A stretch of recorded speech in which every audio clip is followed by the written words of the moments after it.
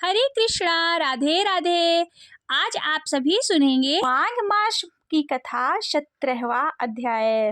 अप्सरा कहने लगी, हे राक्षस, वह ब्राह्मण कहने लगा कि इंद्र इस प्रकार अपनी अमरावतीपुरी को गया। सो हे कल्याणी, तुम भी देवताओं से सेवा किए जाने वाले प्रयाग में माघ मास में स्नान करने से निष्पाप होकर स्वर्ग में जाओगी।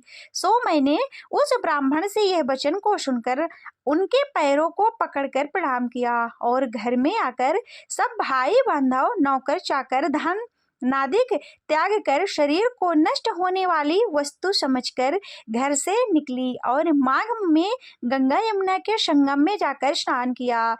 सो हे निशाचर, 3 दिन के स्नान से मेरे सब पाप नष्ट हो गए और 27 दिन के पुण्य से मैं देवता हो गई और पार्वती जी की सखी होकर सुख से निवास करती हूँ। इसलिए मैं प्रयाग के महात्म्य को याद करके सब देवताओं के सहित माघ में प्रयाग स्नान करती हूँ। सो मैंने अपना सब वृत्तांत तुमसे कहा। तुम भी इस योनि में पड़ने और कुरूप होने सब कारण कहो। तुम्हारी दाढ़ी और मूछें बहुत बड़ी हो गई हैं और पार्वती की गुफा में वास करते हो। निशाचर कहने लगा, हे भद्रे, सज्जनों से गुप्त बात कहने में कोई हानि नहीं होती। मुझको अब कोई संशय नहीं कि मेरा उद्धार तुमसे ही होगा। सो मैं अपना सब वृत्तांत तुमसे कहता हूँ। मैं काशी में विद्या का ज्ञाता था। मैं बड़े उच्च कुल के ब्राह्मण के घर में जन्म लिया था। मैंने राजा, पापी, शूद्र तथा वैश्य अनेक प्रकार के दान किए। मैंने दान लेने में चंडाल को भी नहीं छोड़ा। उस जन्म से मैंने कोई भी धर्म नहीं किए। वहीं पर भी मृत्यु को प्राप्त हो गया।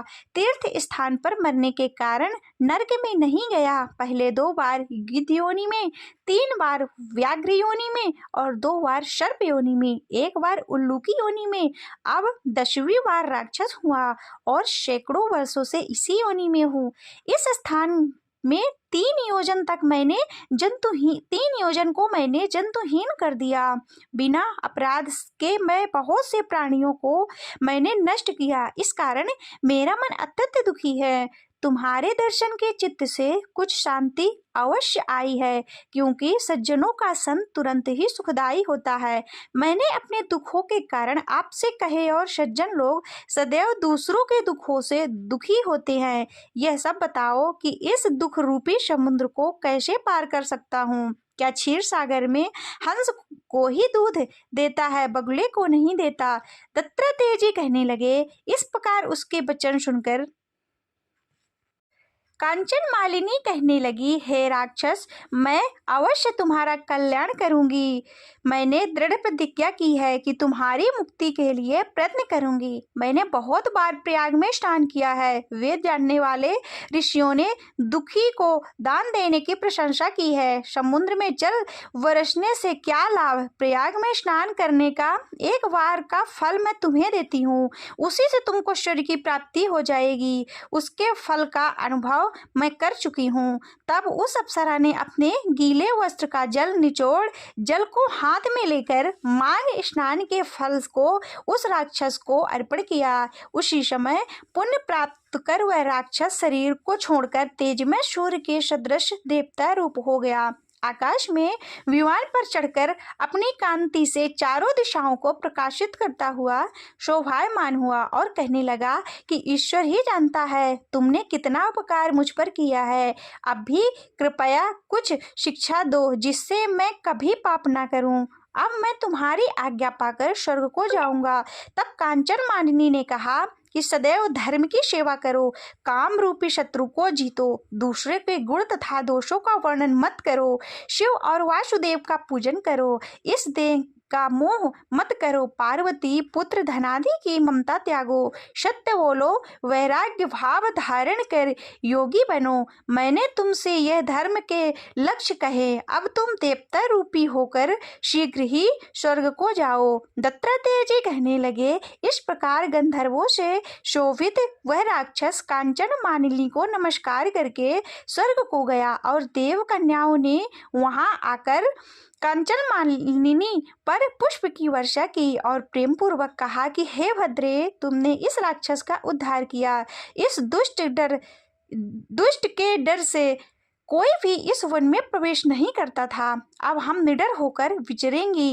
इस प्रकार कांचन मालिनी उस राक्षस का उद्धार करके प्रेम पूर्वक देव कन्या से क्रीड़ा करते हुए शिवलोक को गई। पहले आप सुनिए श्रीमद् भगवत गीता के 8वें अध्याय का महात्म्य। भगवान श्री शिव कहते हैं, हे देवी, अब 8वें अध्याय का महात्म्य सुनो। इसके सुनने से तुम्हें बड़ी ही प्रसन्नता होगी। लक्ष्मी जी के पूछने पर भगवान विष्णु ने उन्हें इस प्रकार 8वें अध्याय का महात्म्य बतलाया था। श्री भगवान बोले, दक्षिण में अमरदकपुर नामक एक प्रसिद्ध नगर था। वहाँ भाव शर्मा नाम का एक ब्राह्मण रहता था, जिसने वेश्या को पत्नी बनाकर रखा था। वह मांस खाता और मदिरा पीता, श्रेष्ठ पुरुषों का धन चुराता, पराई स्त्री से व्यभिचार करता और शिकार खेलने में दिलचस्पी रखता था। वह बड़े भयानक स्वभाव का था और मन में बड़े बड़े हौसले रखता था। एक दिन मदिरा पीने वाले का समाज जुटा था। उसमें से भाव शर्मा भर पेट ताड़ी पी, खूब गले तक उसे चढ़ाया। अतः अजीर्ण से अत्यंत पीड़ित होकर वह पापात्मा कालवश मर गया और बहुत बड़ा ताड़ का वृक्ष हुआ। उसकी घनी और ठंडी छाया पर आश्रय लेकर ब्रह्मा राक्षस भाव को प्राप्त हुए। कोई पति पत्नी वहां रहा करते थे। उनके पूर्व जन्म की घटना इस प्रकार से है। एक कुशीवल नामक ब्राह्मण था, जो वेद वेदांतों के तत्वों का ज्ञाता, संपूर्ण शास्त्रों के अर्थ का विशेषज्ञ और सदाचारी था। उसकी स्त्री का नाम कुमति था। वह बड़े खोटे विचार की थी। वह ब्राह्मण विद्वान होने पर भी अत्यंत लोभवश अपनी स्त्री के साथ प्रतिदिन भैंस, काल पुरुष और घोड़े आदि दानों को ग्रहण किया करता था, परंतु दूसरे ब्राह्मणों को दान में मिली हुई कौड़ी भी नहीं देता था।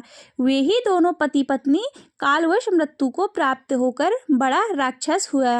वे भूख और प्यास से पीड़ित हो इस पृथ्वी पर घूमते हुए उसी ताड़ वृक्ष के पास आए और उसने मूल भाग में विश्राम करने लगे।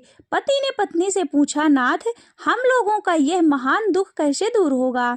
ब्रह्मा राक्षस योनि से किस प्रकार हम दोनों की मुक्ति होगी? ब्राह्मण ने कहा, ब्रह्मा विद्या के उपदेश, आध्यात्म तत्व के विचार और कर्म के ज्ञान बिना किस प्रकार संकट से छुटकारा मिल सकता है? तब पत्नी ने पूछा कि यह ब्रह्मा क्या है, आध्यात्म क्या है और कर्म कौन सा है? उसकी पत्नी इतना कहते ही जो आश्चर्यजनक की घटना घटित हुई उसको सुनो।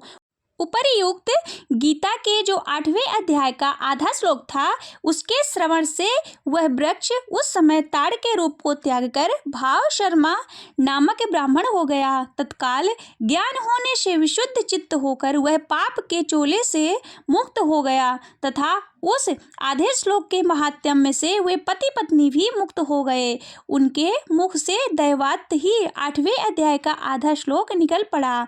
तदंतर आकाश से एक दिव्य विमान आया और वे दोनों पति पत्नी उस विमान पर आरूढ़ होकर स्वर्ग लोक को चले गए। वहां यह सब वृत्तांत देख आश्चर्यजनक थे।